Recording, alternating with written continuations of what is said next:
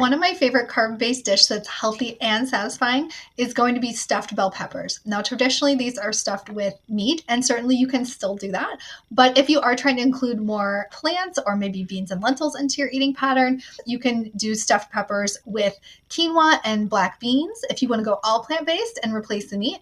Or you could do a little bit of all of the above. So you could do a little bit of quinoa, you could do a little bit of black beans, you could do a little bit of meat, you could do ground turkey if you don't want to do ground beef. So many different options, and it's super flavorful. You can add diced tomatoes and corn, spices like cumin and paprika.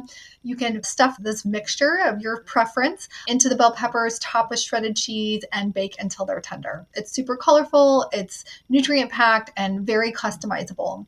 We were talking about carb-based dishes, but even for my low-carb folks, they could use cauliflower rice in a dish like this, and they're getting lots of extra vegetable, which is a carbohydrate. And so there's so many ways to do stuffed peppers that can be really versatile with lots of different needs. And the bottom line, it gets you eating more vegetables and more colorful ones to get you vitamins and minerals. Another one of my favorite carb-based dishes would be roasted butternut squash soup. It is just so yummy in the winter and so creamy and delicious, full of nutrition. And I love to add pepitas or those roasted pumpkin seeds for crunch on the top. Sometimes I do add a little bit of Greek yogurt for topping as well. I've also done sauteed garlic chips for topping on roasted butternut squash soup. It is just one of my favorite all-time winter carb dishes. In my Metabolic Magic program, we talk so much about lifestyle change mindset versus the dieting mindset, where we know that with lifestyle change, it's progress over perfection, and it's seeing anything that we are doing